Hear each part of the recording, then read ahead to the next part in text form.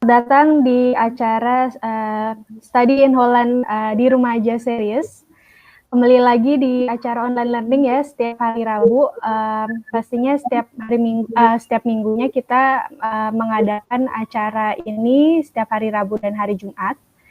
Jadi di hari Rabu kami mengadakan online learning, di mana pembicara yang diberikan adalah dari universitas di Belanda ataupun alumni dari Belanda, dan setiap hari Jumatnya kami menyelenggarakan interaktif seminar yang lebih berfokus kepada studying and living in the Netherlands. So, jadi pembicaranya lebih kepada alumni ataupun student yang sedang berada di Belanda gitu. Nah, ini sambil menunggu teman-teman yang belum join ya di room, mungkin bisa sambil tanya juga apakah suara saya terdengar jelas dan juga video kami terlihat. Boleh dibantu dengan menuliskan di kolom chat. Oke, terima kasih. Mungkin sambil tanya juga kali ya, di sini teman-teman mungkin dari field of study-nya apa aja nih? Saya pengen tahu, mungkin nanti bisa share juga, karena sambil lihat aja, kira-kira field of study-nya dari mana aja gitu. Oke, sambil nunggu. Nah, hari ini kita seperti teman-teman yang sudah tahu, online learning hari ini bertemakan collaborative tuberculosis research between the Netherlands and Indonesia. Dan pembicara hari ini adalah Mandala Aji yang sekarang merupakan PhD candidate di International Medicine Department di Radboud University Medical Center. Jadi topik yang akan dibawakan ini adalah merupakan kolaborasi penelitian ya yang sedang berlangsung antara Radboud UMC dan juga universitas di Indonesia tentang pengobatan tuberkulosis, diagnostik, dan penyakit patogenesis. Nah, di sini Mandala Aji tidak sendirian ya, akan ditemani juga oleh Luz Fasen yang merupakan juga recruitment officer dari Radboud University Medical Academy. Jadi nanti setelah dari materi yang diberikan oleh Mandala Aji akan juga memberikan presentasi secara umum mengenai Radboud University. Jadi bagi teman-teman nantinya pastinya kalau mempunyai pertanyaan ya mengenai topik hari ini dan juga Radboud University secara general, dapat memberikan pertanyaannya melalui chat box. Jadi di situ sudah ada pilihan ya untuk ask question. Nanti pada saat sesi tanya jawab akan kami bahas gitu. Dan untuk Radboud University nanti akan dibantu oleh Luz juga untuk menjawab pertanyaan melalui chat. Jadi untuk pertanyaan ini tolong dituliskan dalam bahasa Inggris. Nah, selain itu juga saya tidak sendiri juga. Di sini ada rekan saya Maulana Taufik, Muhammad Maulana Taufik selaku Education Promotion Officer dari Nufikneso Indonesia.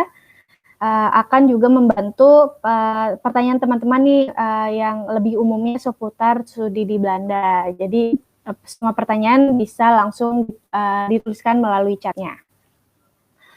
Oke, sepertinya saya sebelum melanjutkan lagi nih untuk memberikan introduksi mengenai pembicara kita hari ini, saya akan memberikan sedikit informasi mengenai apakah itu Nufikneso. Nah, Nufik ini merupakan organisasi non-profit Belanda yang mensupport internasionalisasi dalam pendidikan. Jadi fokusnya pada pendidikan tinggi kalau di Indonesia. Kami merupakan organisasi yang didanai oleh pemerintah Belanda dan mempunyai 10 perwakilan kantor di 10 negara. Itu ada di Brazil, ada di Cina, Indonesia, lalu India, Meksiko, Rusia, Afrika Selatan, Korea Selatan, Turki, dan Vietnam. Nah, Nuffic Neso ini sebenarnya bagian dari Nuffic, jadi kami merupakan perwakilan kantornya, dan Neso ini sebetulnya kepanjangan dari Netherlands Education Support Office. Jadi beberapa kegiatan utama kami adalah pertama itu ada study in Holland information ya, jadi kami memberikan informasi seputar studi di Belanda, dan juga kami memberikan jasa untuk student counseling bagi prospektif Indonesian students. Lalu kami juga mempromosikan kerjasama antar lembaga institusi di Indonesia dan Belanda. Kemudian kami juga memfasilitasi Holland Alumni Network. Jadi bagi teman-teman yang sudah merupakan lulusan dari Universitas Belanda, kami akan tetap mensupport ya, juga memberikan fasilitas gitu, memberikan kegiatan-kegiatan yang mencakup alumni gitu, seperti alumni reception, alumni lecture, dan lain sebagainya. Kemudian kami juga sebagai perwakilan kantor dari Universitas Belanda, kami juga memanage atau mengelola program beasiswa, yaitu ada Stunet atau Studeren in Nederland. Ini merupakan beasiswa master ataupun beasiswa untuk tailor-made training. Kemudian ada Orange Knowledge Program yang juga merupakan beasiswa antar institutional collaboration dan juga tailor-made training. Kemudian ada Orange Tulip Scholarship yang merupakan beasiswa parsial untuk program bachelor dan program master. Dan terakhir ada program EU Share yang merupakan program short courses, short term mobility di ASEAN region gitu. Nah, yang terakhir kami juga memfasilitasi scientific research collaboration ya, jadi antara lembaga Indonesia dan Belanda begitu. Nah, bagi teman-teman yang masih mempunyai pertanyaan seputar studi di Belanda ataupun ingin mengetahui lebih lanjut ya mengenai studi di Belanda, bisa mengunjungi situs kami yaitu di www.nesoindonesia.org.id, ataupun juga menghubungi kami melalui nomor telepon, WhatsApp yang bisa dilakukan melalui pesan teks saja, ataupun email dan sosial media channel kami lainnya. Nah, selain itu kami juga sedang menyelenggarakan online counseling melalui Zoom. Jadi teman-teman bisa langsung visit bit.ly/oseneso. Konseling ini dilakukan setiap hari Senin sampai hari Kamis. Jadi hari Senin dan Selasa ini dilakukan jam 3 sampai jam 5 sore. Dan hari Rabu dan Kamis dilakukan pagi hari jam 10 sampai jam 12. Jadi teman-teman yang ingin melakukan konseling secara langsung gitu ya, ketemu dengan student counselor kami, bisa langsung ikuti tahap-tahap yang ada di website kami gitu. Oke, itu saja. Sebelum saya memberikan floor-nya kepada Mandalaji, saya akan memberikan sedikit brief description ya, sedikit biografi mengenai beliau gitu. Jadi seperti yang saya sebutkan tadi, beliau merupakan kandidat PhD di Departemen Internal Medicine dari Radboud University Medical Center. Sebelumnya beliau melakukan magang selama 9 bulan di University of Naples Federico II, di mana ia terlibat dalam proyek terkait efek resistensi leptin pada imunometabolisme trek pada pasien diabetes tipe 2. Beliau juga sempat bekerja sebagai research assistant di Universitas Pajajaran yang berfokus kepada 2 penelitian berkaitan dengan virus chikungunya dan tuberkulosis. Dan beliau yang terakhir menyelesaikan gelar S2-nya di Radboud University dalam bidang mekanisme molekuler penyakit dan gelar S1 di bidang mikrobiologi di Institut Teknologi Bandung. Oke, saya akan menyapa pembicara kita. Halo Aji, Selamat pagi. Halo, pagi, sore. Apa kabar? Selamat Kabar sore. baik. Baik. Oke, sehat-sehat ya? Sehat-sehat. Oke, sekarang lagi sibuk apa nih? Sekarang kesibukannya ya kayak biasa di lab. Di lab, oke. Iya, Jadi lagi melakukan penelitian yang akan kita bahas sore ini ya, iya, mengenai kira-kira tuberkulosis begitu. ya. Oke. Sini saya juga ingin menyapa Luz. Hai Luz, how are you? I'm good, thank you. Thank you for joining us, IG and Luz. So I just told the participants they could write their questions in the chat box, and if they're going to ask about Radboud in general, they could just write it in English as well. So I will give the floor to IG for his presentations, and then will be continued by Luz for her presentation about Radboud University. Okay. Thank you both. Thank you.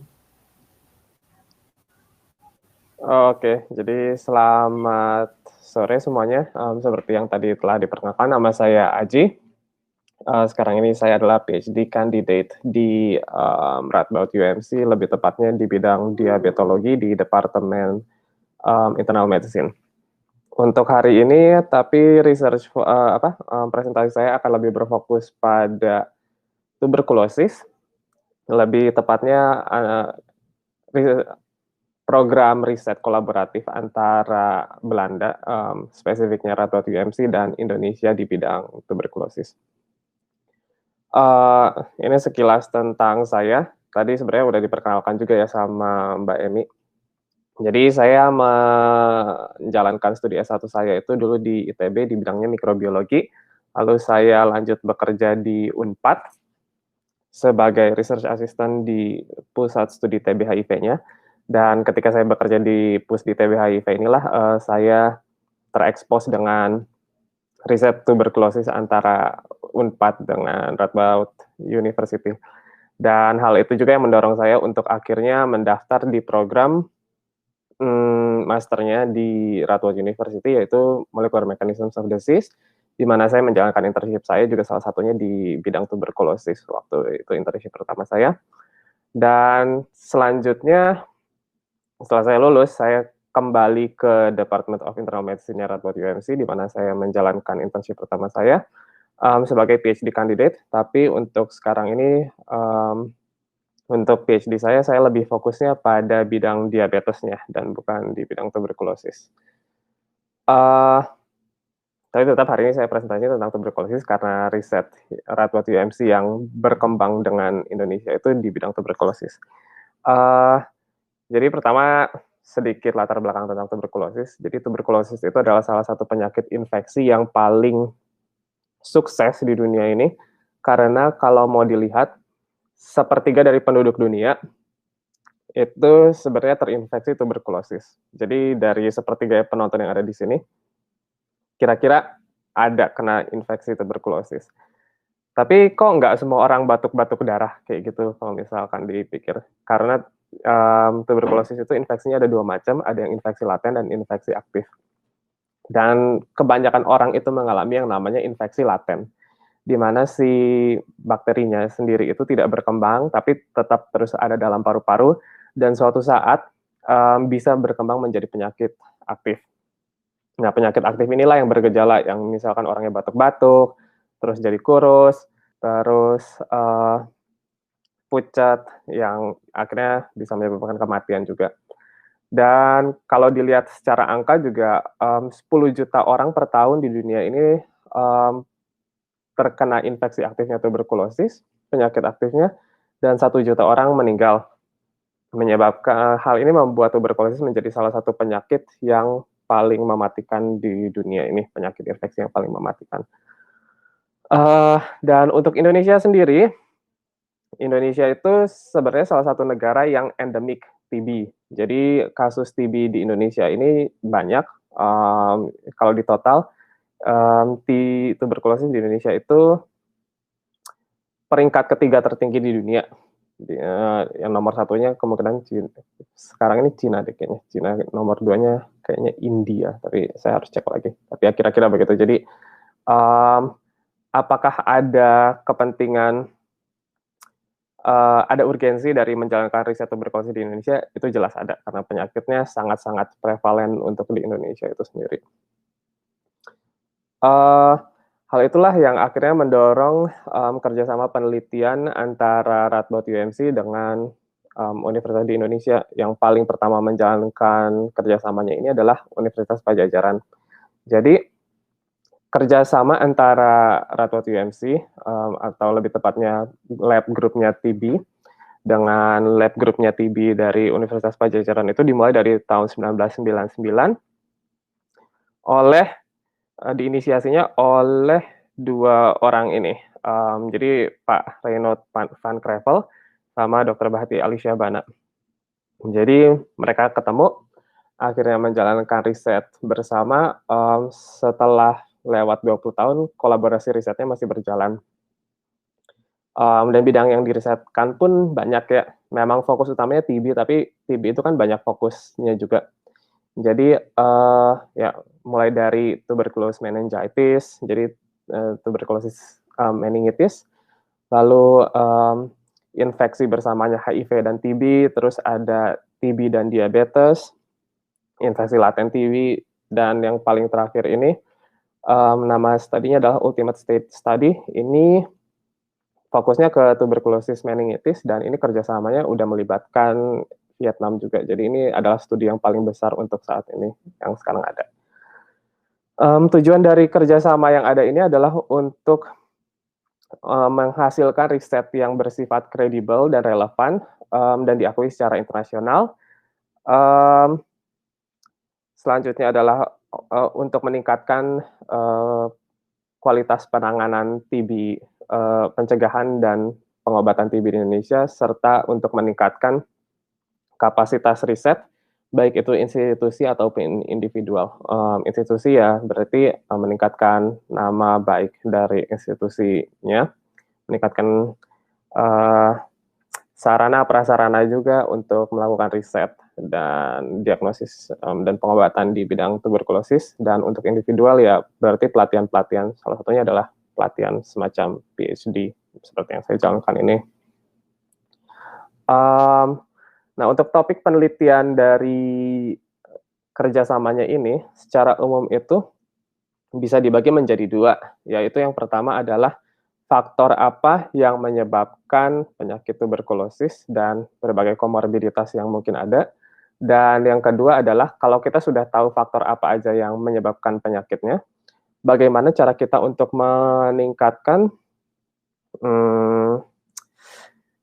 treatment, kualitas dari penanganan dan pencegahan TB di masyarakat. Nah, jadi TB ini sebenarnya adalah penyakit yang bisa disebut sebagai penyakit sosial. Kenapa? Karena faktor-faktor yang mendorong tuberkulosis itu ada faktor biologisnya. Jadi faktor biologis itu seperti ya si bakterinya itu sendiri, terus habis itu si inangnya atau manusianya, apakah manusianya itu sebenarnya punya kelainan tertentu yang bikin mereka jadi lebih gampang kena TB dan sebagainya, atau misalkan punya penyakit lain yang menyebabkan mereka jadi rentan terhadap tuberkulosis. Tapi juga ada efek dari sosial ekonomi. Jadi kalau dilihat salah satu faktornya yang paling gampang ya kemiskinan ya. Kalau misalkan orang-orang tinggal di orang-orang yang kurang mampu, terus misalkan tinggal di rumah yang sederhana, terus satu kamar harus sharing dengan 3 atau 4 orang. Kalau misalkan satu orang kena TB ya bubar jalan, semuanya bisa kena. Ya makanya itu aja, makanya itu yang menyebabkan si tuberkulosis ini menjadi salah satu penyakit yang aspeknya sebenarnya sangat luas, yang mulai dari biologisnya itu sendiri ataupun dari aspek sosioekonomis.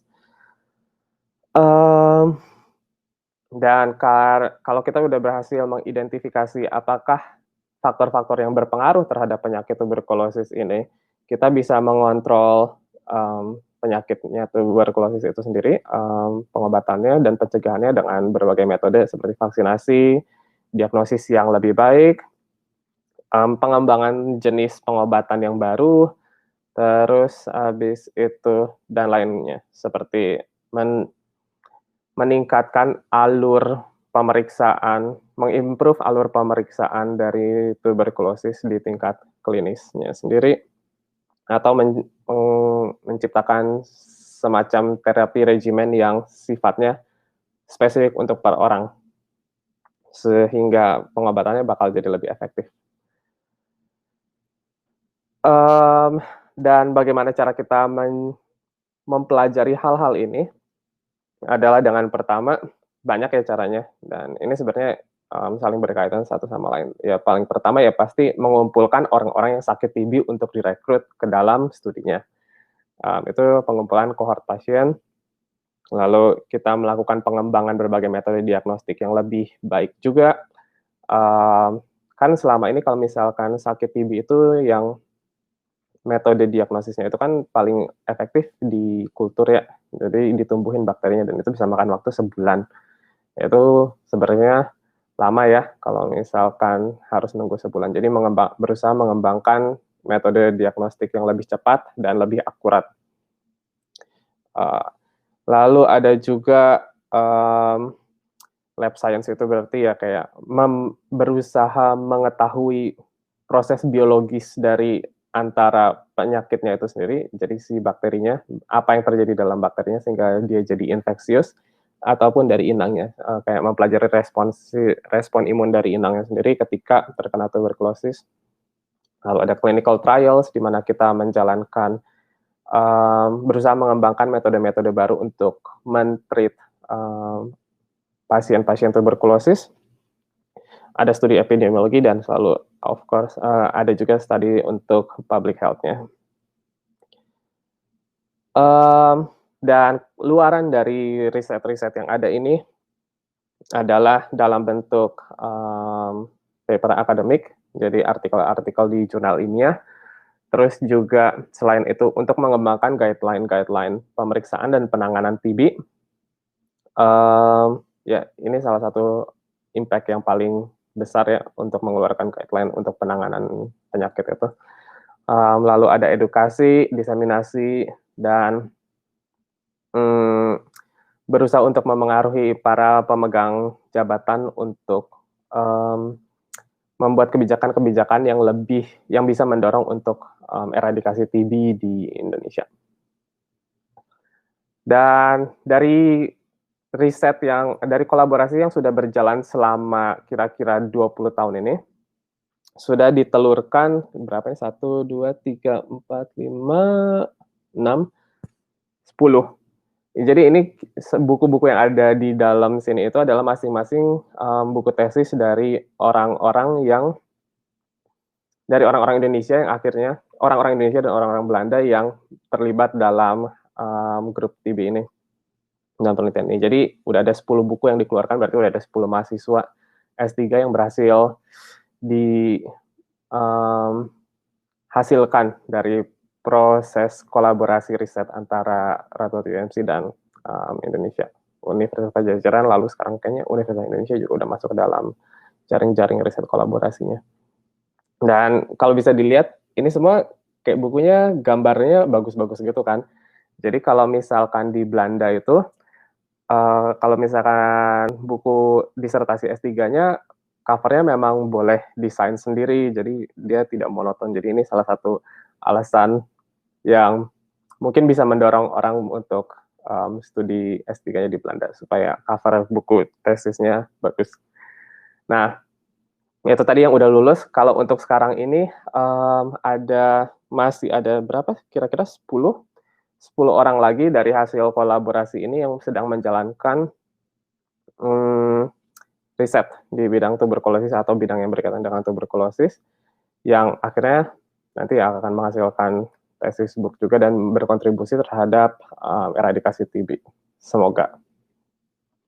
Nah, tapi untuk hari ini saya akan fokus pada riset yang dijalankan oleh 3 orang dengan 3 topik yang berbeda. Jadi yang pertama ini yang paling kiri, ini Kang Edwin. Dia fokus risetnya itu di bidang tuberculosis meningitis. Lalu ada saya, fokus riset saya untuk yang sekarang ini ada di bidang tuberkulosis dan diabetes. Yang terakhir ini ada Kang Todia. Kang Todia ini fokusnya untuk di bidang penyakit TB laten dan sistem imun terhadap TB secara umum. Nah, yang pertama saya mau bahas tentang riset dari Kang Edwin. Jadi Kang Edwin ini, sedikit background tentang Kang Edwin. Kang Edwin ini dia pendidikan S1-nya itu kedokteran di Unpad. Lalu Kang Edwin menjalankan tugas sebagai dokter kerja di rumah sakit untuk berapa tahun. Lalu akhirnya terlibat di Unpad juga di Pusdi sebagai research assistant untuk penyakit influenza, dan akhirnya dia menjalankan S2 dan S3-nya di Belanda di bidang TB. Nah, jadi fokus riset dari Kang Edwin ini adalah TB meningitis. Jadi kan kalau selama ini orang taunya TB ya penyakitnya batuk-batuk aja kan ya, batuk-batuk. Terus habis itu ya pokoknya penyakit paru-paru banget gitu. Tapi sebenarnya ada TB juga yang bisa terjadi di luar paru-paru, yang manifestasi penyakitnya di luar paru-paru itu kita sebutnya TB extrapulmonary. Contohnya ada macam-macam. Yang pertama itu kayak TB kelenjar. Jadi kayak nanti ada tiba-tiba ada pembekakan kelenjar dan di situ sebenarnya ada tumbuh bakteri TB. Dan selanjutnya ada juga yang paling parah ini ya TB meningitis. Jadi si bakterinya itu bisa jalan dari paru-paru sampai ke sistem saraf pusat, dan orang yang kena tuh bisa tiba-tiba koma aja, nggak kenapa-kenapa. Jadi demam terus koma. Jadi TB meningitis ini merupakan manifestasi penyakit TB yang paling parah, karena 50% orang yang kena ini bisa meninggal. Jadi tingkat mortalitasnya sangat tinggi, dan biasanya yang terdampak itu adalah anak-anak dan orang-orang yang sistem imunnya kompromis, seperti orang-orang yang kena HIV. Dan jadi untuk bidang tuberculosis meningitis ini salah satu riset kolaborasi antara Unpad dengan Radboud yang paling lama, karena sudah diinisiasi dari tahun 2009 atau bahkan sebelum ini. Dan riset yang paling berkembangnya itu adalah riset untuk pengembangan metode treatment baru untuk tuberculosis meningitis. Jadi selama ini jadi untuk riset yang dikembangkan itu, metode treatment yang dikembangkan itu berhasil meningkatkan kesuksesan terapinya atau meningkatkan survivabilitas dari orang-orang yang kena rifampicin itu. Ini di grafiknya di sini jadi sekitaran 60% dibandingin sama yang sebelumnya yang jauh lebih rendah di sekitar 40%. Dan ini risetnya masih terus berlanjut sampai sekarang. Tapi walaupun kita udah berhasil meningkatkan survivabilitas dari penyakitnya, masih ada pertanyaan kan, kenapa tetap ada orang yang tidak selamat, dan kenapa ada orang yang bisa sembuh dari penyakitnya. Dan dilakukan oleh Kang Edwin. Jadi Kang Edwin itu melihat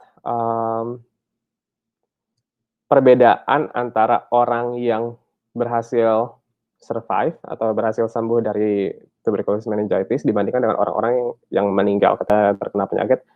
Jadi pertama itu dilakukan analisis profil metabolitnya. Dan kalau dilihat di sini, ada beberapa metabolit yang levelnya lebih tinggi di orang-orang yang selamat ataupun lebih rendah di orang-orang yang selamat. Dan salah satu yang paling menarik itu adalah tryptophan. Ini yang paling ditindaklanjuti karena tryptophan ini dia levelnya atau kadarnya itu lebih tinggi di orang-orang yang tidak selamat dibandingkan dengan orang yang selamat. Ini level di cerebrospinal fluid, jadi kayak sekitaran otak. Dan terus muncul pertanyaan kan, kenapa tryptophannya bisa lebih tinggi atau lebih tinggi di orang-orang yang tidak selamat? Dan apakah temuannya ini beneran atau enggak gitu? Jadi akhirnya dilakukan studi yang sama tapi dengan pendekatan yang berbeda. Kalau tadi itu pendekatannya di level metabolitnya, sekarang dilakukan studi di level yang lebih dasar di genetik. Jadi dilihat apakah orang-orang yang punya kadar triptofan tinggi ini dia punya ada variasi genetik tertentu yang akhirnya menyebabkan mereka level triptofannya lebih tinggi ketika dia terkena tuberculosis meningitis. Dan ini adalah metodenya. Jadi nama metodenya itu adalah GWAS atau Genetic Wide Association Study, Genome Wide Association Study, di mana kita mau melihat apakah ada variasi genetik tertentu yang berkaitan dengan peningkatan konsentrasi dari triptofan ketika terkena tuberculosis meningitis. Dan akhirnya ditemukan ada beberapa marker-marker genetik yang bisa diasosiasikan dengan peningkatan kadar triptofan di orang-orang yang terkena tuberculosis meningitis, dan marker-marker ini bisa juga dipakai untuk melihat apakah kemungkinan orang itu bakal selamat atau enggak ketika terkena tuberculosis meningitis. Selain triptofan, sekarang juga mulai dilakukan observasi lain. Kita juga berusaha untuk mencari apakah ada metabolit lain yang kira-kira bisa memprediksi bagaimana respon orang ketika terkena tuberculosis meningitis. Dan ya inilah kira-kira itunya. Dan di bidang tuberculosis meningitis ini, seperti yang tadi sudah saya sebutkan, proyek yang paling barunya itu adalah Ultimate Project, di mana di dalam studi ini kita melibatkan 3 center, jadi di Belanda, di Vietnam, dan Indonesia. Kita merekrut 2.100 pasien, dan tujuannya ini adalah untuk melihat efek dari metabolisme triptofan dan respon terhadap kortikosteroid untuk menentukan metode terapi yang baru untuk TB meningitis itu sendiri. Nah, ini studinya masih berjalan, rekrutmen pasien juga setahu saya masih berjalan. Jadi ya masih belum ada hasil, tapi ini salah satu yang paling membanggakan karena ini studinya skalanya besar ya. Dan selanjutnya saya mau bahas tentang topik riset yang saya sendiri kerjakan, yaitu komorbiditas antara tuberkulosis dengan diabetes. Jadi dari hasil penelitian-penelitian yang ada sebelumnya itu, orang-orang yang kena diabetes itu sekitar 3-4 kali lebih rentan untuk kena penyakit tuberkulosis aktif dibandingkan dengan orang-orang yang sehat. Dan hal ini sebenarnya berbahaya ya, karena penyakit diabetes ini sekarang ini selama 1 dekade terakhir ini meningkat tajam di negara-negara miskin dan berkembang, yang mana sebenarnya negara-negara ini adalah negara yang kasus TB-nya tinggi juga.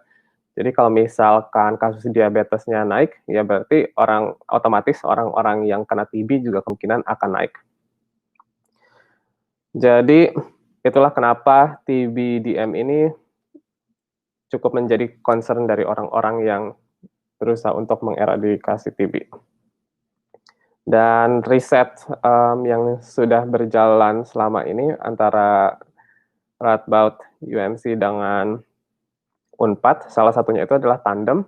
Jadi ini adalah riset kolaboratif, bukan hanya antara Indonesia dengan Belanda, tapi juga dengan negara lain, yaitu ada Afrika Selatan, Peru, Romania, New Zealand, dan ini tuh jadi tujuan fokus utama dari proyek ini adalah untuk mengelusidasi atau untuk lebih mengelaborasi hubungan antara diabetes dan TB. Dan salah satu hasil yang paling membanggakan dari proyek itu, dari tandem proyek itu adalah orang-orang yang terlibat dalam proyek itu sebelumnya sudah berhasil membuat guideline internasional dalam penanganan TB. Jadi ini bisa dilihat namanya ada Prof. Reinaud dan teman-temannya yang akhirnya mengembangkan guideline gimana sih kalau ada pasien yang terkena penyakit TB dan pasiennya itu kena diabetes juga. Dan untuk fokus riset saya sendiri, kalau di bidang yang ini, saya nggak begitu banyak gerak di bidang klinisnya, karena saya memang latar belakangnya bukan klinis. Jadi saya lebih banyak kerja di lab-nya, dan berusaha untuk mengetahui aspek-aspek biologis yang berpengaruh terhadap komorbiditas dari tuberkulosis dan diabetes. Jadi, metode yang saya pakai itu adalah RNA sequencing. RNA sequencing ini adalah metode untuk melihat bagaimana profil ekspresi genetik dari orang ketika terkena suatu kondisi. Nah, jadi untuk project ini, sebenarnya project ini didasarkan pada hasil temuan dari salah satu kolega kita yang melihat bahwa orang-orang yang terkena TB itu berdasarkan profil ekspresi gennya bisa dibagi menjadi 2 kelompok, endotipe A dan endotipe B.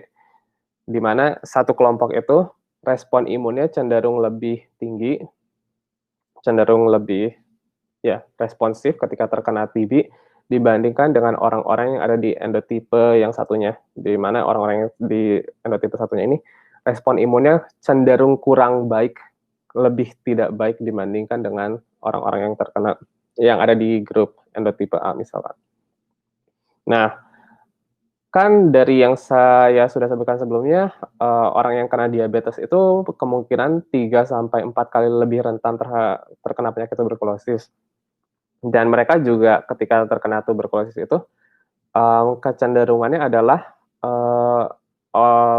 penyakitnya manifestasinya lebih parah dan lebih sulit diobati gitu. Jadi, fokus dari penelitian saya ini adalah untuk lihat apakah orang-orang di TB diabetes itu mereka bisa dikelompokkan ke dalam satu endotipe dibandingkan dengan endotipe yang lainnya gitu. Jadi apakah orang-orang ini misalkan respon imunnya cenderung lebih tidak baik sehingga dikelompokkan ke dalam endotipe yang misalkan B. Itu fokus riset saya. Selanjutnya ada juga ini Kang Todia. Ini Kang Todia ini adalah PhD candidate juga seperti saya. Dan dia fokus risetnya lebih ke yang tadi saya bilang ya, TB laten dan respon imun terhadap tuberkulosis. Jadi Kang Todia ini kayak Kang Edwin, pendidikan S1-nya itu kedokteran di Unpad, lalu Kang Todia menjalankan studi MSc-nya di Sweden, di Swedia, di Universitas Uppsala. Dan tahun ini ya masuk sebagai PhD candidate di Radboud UMC juga di Departemen Internal Medicine. Nah, dan ini adalah fokus dari risetnya Kang Todia. Jadi nama proyeknya itu adalah INFACT, itu singkatan dari Innate Factors and Early Clearance of Mycobacterium Tuberculosis. Jadi sebenarnya latar belakang dari riset ini adalah orang-orang yang terkena TB, kan orang biasanya nggak tinggal sendiri ya. Jadi misalkan satu keluarga, ada satu orang yang kena TB. Meskipun tingkat exposure-nya tinggi, satu keluarga ini karena tinggalnya barengan, ada orang-orang tertentu yang meskipun terekspos sama TB ini secara rutin, karena tinggal satu rumah, mereka akhirnya tetap akhirnya nggak kena TB. Bahkan orang-orang yang misalkan tidurnya satu kasur, dan satu pasangannya kena TB, tapi orang yang lainnya, pasangan yang lainnya itu nggak kena TB. Dan itu memunculkan pertanyaan kan, apa yang berbeda dari orang-orang ini? Kenapa mereka bisa nggak terkena TB? Nah, dan itu adalah fokus dari risetnya Kang Todia. Jadi untuk melihat apakah ada respon imun tertentu dari orang-orang yang sangat tahan terhadap TB ini, yang menyebabkan mereka nggak terkena tuberkulosis meskipun exposure-nya tinggi. Dan pendekatan yang dilakukan itu dari berbagai level ya, mulai dari level genetiknya, transkriptomiknya, dan dari level metabolitnya juga, untuk melihat apakah ada efek dari ini respon imunnya. Dan studinya dilakukan terhadap 1.347 pasien di Indonesia. Jadi sekian sebenarnya dari saya. Kan saya sudah menjabarkan berbagai macam topik riset dari kolaborasi yang sudah ada antara Radboud UMC dengan Indonesia. Kalau misalkan ada, wah ya ini thank you slide-nya. Jadi kalau misalkan ada pertanyaan bisa ditanyakan ke saya. Terima kasih.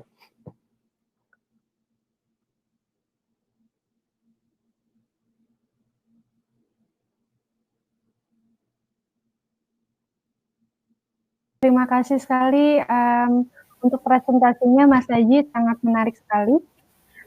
Sebelum kita melanjutkan ke sesi tanya jawab, saya akan memberikan suara kepada Ms. Luz, jadi akan memberikan presentasi mengenai Radboud University secara general. So I'll give the floor to Luz for your next presentation about Radboud. Okay, thank you. Welcome everyone. I hope you can hear me. If not, let us know in the chat. My name is Luz. I work at the Faculty of Medical Sciences, and we are a collaboration between Radboud University and the Radboud University Medical Center. And I'm the admissions officer for the two master's programs that I will present today. Radboud University is located on a very green campus, both in terms of physical green, it's near a forest and old hunting grounds, but also a very sustainable campus. And we have a very international community on campus, so over 100 nationalities are represented in staff and students. And we have, and I think Aji will confirm it, a very personal approach to our students. So most of the students we know personally, and you can talk to your lecturers as an equal, and calling them by their first name. And we also have very strong support services, and that starts already before application. So any questions you may have about the application process, we will help you through it. You can always ask us. We help you with housing and visa. And after you've started your programs, we also have academic support and psychological support in case you should need it. Although, of course, we hope you don't need that. And another reason to choose for Radboud University are our rankings. These are the university-wide rankings that you see in the world rankings, but also the national ranking. We have been voted best traditional university or broad university 9 times in the last 10 years, so we're very proud of that. But of course, I'm here mostly to tell you about the Faculty of Medical Science, not specifically so much about Radboud University. So the Faculty of Medical Sciences, 2 English taught programs, Biomedical Sciences and Molecular Mechanisms of Disease. The second one is the one that Aji studied until last year. And I will go on to talk a bit more about those in a second. So I already showed you the university-wide rankings. These are the rankings in our fields. Very proud to be 8th worldwide in the Shanghai ranking in medical technology, but as you see, the scores in the life sciences and biological sciences and medical science in general are quite good. We also have very modern state-of-the-art research facilities and labs. So the internships that you will do is they work with the most modern materials. And we have very strong education, and it's intertwined with research. By that I mean that all our lecturers are researchers. They all have a PhD or higher, and they are in the process of obtaining their PhD. So they will teach about their own research as well as research of their colleagues. But that also means you're always very much on top of all the most up-to-date research. Another reason is that we offer free social Dutch courses to help integration with your fellow Dutch students. And we have scholarships available. Excuse me for the typo there. We have scholarships available for molecular mechanisms of disease. We have full scholarships for biomedical science. We have partial scholarships. We participate in the Orange Tulip scholarships that NISO also supports in. And we have PhD positions available afterwards. We have a lot of positions available every year where the project is already set up, but we also have a proposal competition where 5 fully funded positions are available for the 5 best proposals. As I mentioned, all our lecturers are researchers, and they're all connected to one of the 3 research institutes. So the Radboud Institute for Health Sciences, the Radboud Institute for Molecular Life Sciences, or the Donders Center for Neuroscience. and molecular mechanisms of disease. So Ajie's master program is part of the graduate school of the Radboud Institute for Molecular Life Sciences, whereas biomedical science is a very broad program and is connected to all three of these institutes. Sorry if I'm going very quick, but we don't have that much time. So, so there are two programs. So we start with biomedical sciences. It's a 2-year program. You choose 1 or 2 specializations from the 7 that you can see here. Or you choose a free specialization, which is similar to saying not choosing a specialization at all. Choosing a specialization means that 4 to 6 courses are already set up as a package belonging to that specialization. So you don't have to think about every single course. Do I want to take this one or not? Because we offer 74 courses that you have to choose from. So choosing a specialization makes that choice a little bit easier, although there's a lot of freedom and flexibility in that you can decide to take one specialization but drop one course, for example. There's a lot of detail. It's quite a complex program to explain, but that is because there's so much freedom for you and flexibility for you to choose and design your own program. So the 7 specializations, I don't want to read everything out that is set here, but as you can see, it covers from the whole field from molecule to man to population. And here you also see how these specializations are connected to the 3 research institutes. So Donders Center for Medical Neuroscience, Radboud Institute for Health Sciences, and Radboud Institute for Molecular Life Sciences. You can see some specializations are linked to both institutes because, for example, human movement sciences, of course, is set in the brain, the neurological side to it, but also the anatomical side to it. Sorry, stuttering here.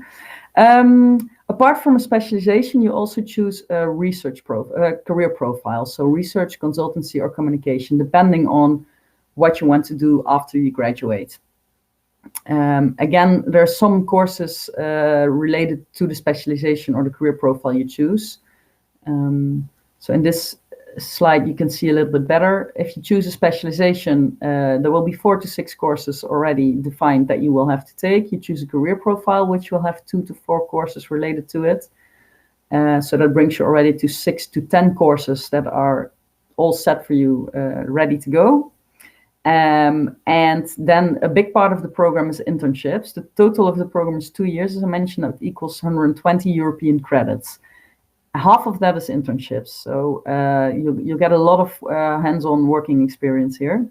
Most students in biomedical science do 2 internships of each 30 EC, and they usually do them in the 2nd semester. So you start with these courses in September, October, November, December, then you do an internship in the 2nd semester, and then in the 2nd year, you take some more courses and you take a 2nd internship. You also have to do a literature thesis somewhere in the 2 years. It's up to you when you do that. And then with the credits you have left, if you're not reaching 120 yet, you take some more courses as electives. You can do that, choose from the list that we offer, but you can also do that at other faculties or even abroad. So to summarize, why would you choose biomedical sciences? I think the main reason students choose our program is because it's so broad, it covers a molecule man population, and because it's so flexible, so you can make it fit your own academic interests. There's absolutely no obligation to take any course. There is only an obligation to take a minimum number of courses, but which courses those are, it's up to you. Another reason is the close ties we have to the research institutes. You will be treated as a starting colleague, so there's quite a lot of equality there. The program focuses on patient and innovation, so we do a lot of translational research. Anything we research needs to be applicable or needs to be applied in the hospital. You'll get a very solid methodological basis, and because we are set in the hospital, the medical faculty, it's quite easy to find an internship there. As mentioned, you do 2 internships where you get a lot of hands-on experience, and a lot of our students actually end up working at the department where they did their 2nd internship. So they get a job offered while they're in their 2nd internship. And you have a personal mentor who coaches you, because there's so many choices to make on which courses to do and which internships and when, that it's quite hard to do that by yourself. So you have a mentor who helps you with that. The only thing you need to decide before you start the course, before you're even applying, is, do you want to do a specialization? And if yes, which one?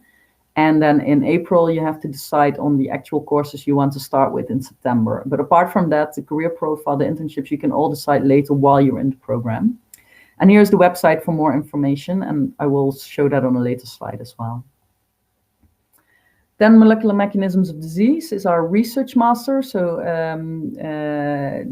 that means it's selective. There's only 24 places. We'll get to that in a minute as well. And you'll see the 2 badges here. This program is voted best program several times in the last 8 years since the award started. Best in the field in the Netherlands, but also top program. That means not only are we scoring the best, but we're scoring above a certain number. And this is from the student's perspective. So the goals for molecular mechanisms of disease are to establish a bridge between fundamental research and human disease. I mentioned it earlier, translational research, that's what we do. And understanding the molecular basis of disease diagnosis and treatment. Because it's part of the Institute for Molecular Life Sciences, you'll see that the themes of the courses are built around the themes of the Institute. So infection, immunity, and regenerative medicine is one, metabolism, transport, and motion, and cell growth and differentiations are the 3 key themes. And you'll see in this slide how how we structured the program. It's much more structured than biomedical sciences, as you can see, because you start the first 4.5 months of the first year with theoretical courses, and every theoretical course has part core fundamental and a part translational research, and they are built around the key themes that I mentioned. In the second semester, you do an internship, which is always taking place at the Institute for Molecular Life Sciences or our partner institute, IRB, in Barcelona in Spain. And then in the second year, you take some more theoretical courses, some elective courses, and you'll do a second internship, which is even longer than the first one. And this is usually abroad. It's not completely compulsory, but it's expected of you. If you have a good reason to stay in the Netherlands, then that's fine. And in this table at the top, you can see how many credits each component has. So the theoretical courses are about a quarter of the total time. The internship is a quarter, the first internship. And the second internship is longer. You can choose to even make it even longer, 31 weeks. But that would mean you have less space for elective courses. So the choice there is yours. And we also see that a lot of students even prolong their internship after that. So even if they could graduate in 2 years, they prefer to continue with the internship for a little bit longer. That's, but again, the choice is yours. No, well, again, to summarize, MMD, as I said, it's research master, maximum 24 students. That means we are selecting and we're looking at grades, motivation, team skills, communication skills. We want this group of students to really succeed in this program, and we're very strict with the selection because of that. But that makes a very nice group of students that usually become quite close friends to each other as well, because they're going through a very demanding program together. You have very intensive contact with established researchers. Again, you're seen as a colleague. A lot of group assignments, so 24 students will be divided in smaller groups of 3 or 4 or 5 to prepare presentations together or to do group assignments. Another thing that I think makes MMD different from a lot of other programs is that there's a strong focus on scientific skills as well as on the content of cell biology and molecular biology. So the scientific skills, this program really prepares you for academia, and that means you also have to work on your presentation skills, your writing skills, writing project proposals and grant applications, and that's really, I think, a useful skill to develop when you want to go into academia afterwards. MMD also provides 2 masterclasses per year where we invite top international researchers to come and talk about their recent research or publications. And students are quite heavily involved in this. You do 2 research internships, one of which abroad. Again, easy to find the internships, both to the fact that we're set in the hospital, but also the fact that MMD students are highly sought after, and they really go to Harvard and Karolinska, you know, the big names, MD Anderson. We have a whole list. We're happy to share if you're interested in that. So translational bench to bedside courses, you know that what you're doing really will have an effect and will be used in the treatment of patients. Again, there's a personal mentor to help you plan your individual program, and the contact with the mentor in this program is even more intense than in biomedical sciences, basically mainly because it's a smaller group and there's just more time per mentor. And another one, it's quite unique for this program, is that you have your own small budget to attend some conferences, which is also a part of being a researcher or a PhD student afterwards. So that, again, is a good preparation for academia. You see the website for more information, and here I mentioned it before, the program scores really high in the Dutch life sciences field. Then the admission requirements, you need to have a bachelor's in a related field and equivalent to a Dutch bachelor's, which is the case for Indonesian bachelor's, so that's fine. You need to have 2 months of hands-on research experience. This can be from your internship in your bachelor's or voluntary or work experience. You need a motivation letter and CV. For MMD, that's really to see, you know, why are you a good student? Why show your excellence? Have you done extracurricular activities? For biomedical sciences, it's more to make sure that you know the program you're applying for, that you've looked into it, and to have a chronological overview of your education and relevant experience. But for biomedical science, we don't look at this for selection, really just to see if you meet the requirements. And diplomas will always be assessed individually, because it sometimes can depend on the elective courses you've chosen or the internship topic that you've chosen, whether or not it's a good fit. And our English requirements are here: IELTS 6.5 or equivalent, and all sub-scores above 6. Okay, last few slides. I'm going through it quite quickly. The deadlines, if you want to apply, that's before the 1st of March if you want to apply for a scholarship, and otherwise before the 1st of April, but we do recommend to start earlier, because it's quite a lot of things you have to upload and it takes some time to complete it. And especially for molecular mechanisms disease with only 24 places, they do it in 3 rounds, placing the students. And the first round is already in February, second one in March, and the third in April. So if you want to increase your chances of admission, it would be good to apply before that first round. And briefly, something on expenses. The tuition fees are at the moment 16,500 per year. You should add around 10,000 euros for living expenses to that. So that's really a lot of money. But thankfully, we have quite a few scholarships available, full scholarships for MMD and partial for biomedical sciences, and Orange Tulip Scholarship, as mentioned before. And that was it. These are my contact details, and the contact details, if you want to chat to any of our current students, you can do that on the website. Please follow us on Facebook or contact me on WhatsApp or email if you have any questions. Thank you, everyone. Terima kasih. If you have any questions, please feel free to ask. All right. Thank you so much, Luz, for the information about very comprehensive. And yeah, so if you have further questions, you can write it in the chat box, and of course you can always contact Luz via the email stated in the slide. So here I see that there's questions directed to Luz, so I'll make a quick change to the Q&A mode. Okay, this is in Indonesian, but I will translate it for you. So good afternoon. I have a questions for applying to a master program in Radboud University. So she asked whether is it possible to apply if she is from Bachelor from the University of Applied Sciences, because her background is coming from a polytechnic university. So will that be possible? It depends a little bit, because if it would have been applied sciences in the Netherlands, and if that is very much the same as in Indonesia, then for MMD, only if you have really good grades and you come through the interview really well, biomedical sciences, they don't accept any students from applied sciences unless they do a pre-master, but that one's only offered in Dutch at the moment.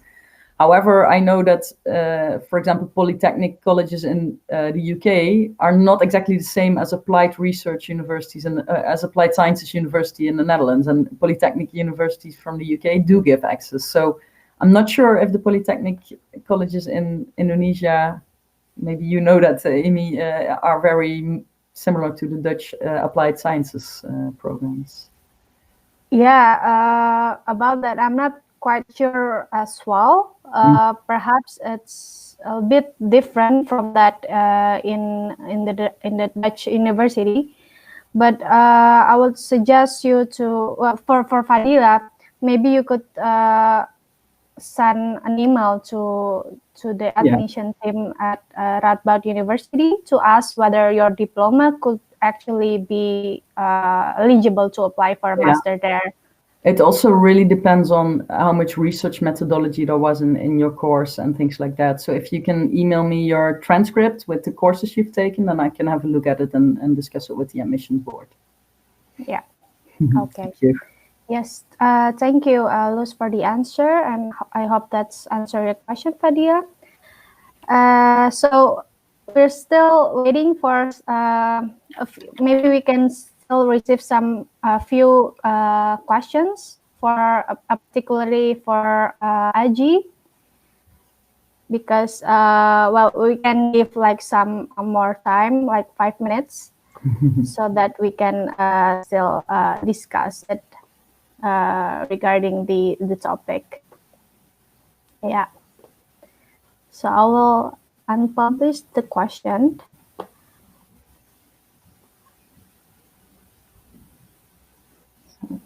Okay. Please feel free to ask us anything. That's what we're here for. So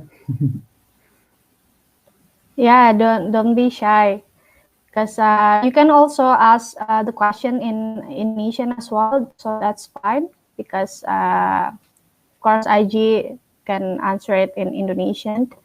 But if you have questions for Luz, I will also translate it for you.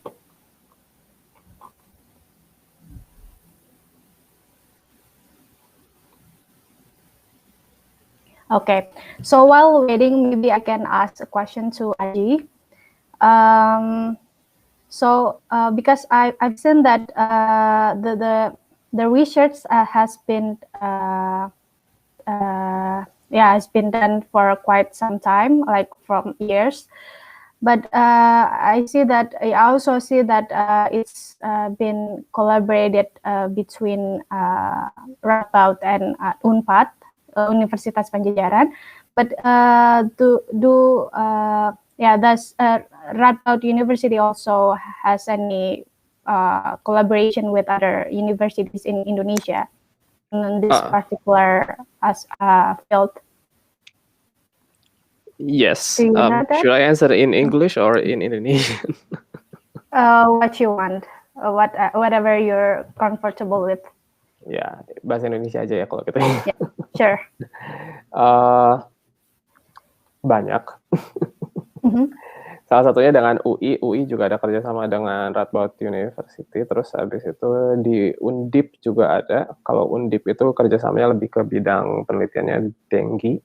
Jadi ada beberapa mahasiswa juga yang di sini ngerjain penelitian Dengue dan sampel-sampelnya datang dari Undip gitu. Dan itu mahasiswa Indonesia juga. Oke. Dan untuk research-nya sendiri, apakah ada sama untuk tuberkulosis juga atau lebih spesifik lagi gitu? Kalau TB itu dia lebih banyaknya sama Unpad ya. Sekarang UI juga. UI masuk ke dalam jaring-jaring riset TB-nya itu juga, tuberkulosis. Buat Dengue, Unpad dengan Undip, jadi di Ponegoro. Terus habis itu ada yang lain-lain juga. Cuman itu kan beda departemen sama saya. Saya nggak begitu hafal sih. Oke. Thank you untuk jawabannya, Mas Aji. So we have a question here from Farah. Well, it's actually a question for you again, Luz. Yeah, Sorry, fine. so yeah, it's in English, so you should be able to understand that. Good evening. I would like to ask, how about the exam system in Radboud University? Is it held per 6 months per semester, or every course is examined directly after learning the course? Thank you. I think Angie also can answer this.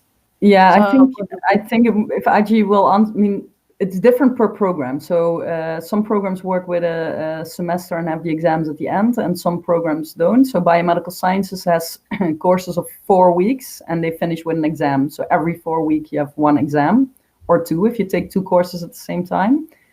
And maybe Aji will want to answer it for MMD. Yeah, for me, it's I think I get an exam every 2 weeks or 1 week, because that's how the program is designed. But the good thing is that at one time you will only have one course, so a very intensive course for 2 weeks, as compared to when you study in Indonesia, where you have to have, well, you have to fulfill like, I don't know, 20 credits per semester, right? And then that means you will have like multiple courses going at the same time that you will need to finish in 6 months. So the good thing about the program here is that you have only one course at one time, and that makes you really focus on that course only. And I think that's really great. I think that's really nice. And I hear for biomedical sciences, when students take two courses at the same time, especially in the very first month in September when they started, it's quite overwhelming. It might be a bit much, because you have to decide how to divide your time between the two courses. And for MMD, you can focus mainly on one course. In biomedical sciences, it is an option to take only one course in the first month, and that's what we usually recommend as well, because it takes some time getting used to the Netherlands and to the way of studying. So it's quite nice if you can start off a little bit slower. Yeah. And also a lot of courses work with sub-exams. So you might have a presentation in the first week and an exam in the second week and a writing assignment in the third week. So that's also something that comes into mind. Yeah. Yeah. So this is of course for the bachelor and master program, I believe, or is it only for masters? No, again, as I said, it really differs per program. But this, what I mentioned, was for the two master's programs we offer. In our bachelor's programs, it's in our case, it's quite similar, but I know there are some other programs in the university where they work with exam weeks. So they have 3 times a year, they have an exam week, and the rest of the time they don't. So, yeah. Okay. Okay. Thank you, Luz and IG, for the answer. So I see here there's no other questions, but I think we can take one more if anyone would like to ask. Otherwise, Otherwise, I will have to unfortunately close this webinar, because we have come to the end of the session. And before that, maybe for IG, would you like to share your contacts, if that's possible, if they wanted to to send their questions via email? Oh yeah, I'll share it in the chat box. Thank you. Thank you. Also, Luz, if you would like to put it in the chat box as well. Okay. So before we end the webinar, I have a survey that I'd like to share with you. So, okay, I will change to Indonesian. Jadi bagi peserta yang sudah hadir, dimohon untuk mengisi survei berikut. Ini mengenai event kami. Jadi kalau ada saran dan juga apakah ini memenuhi ekspektasi kalian, tolong diisi untuk evaluasi kami. Oke.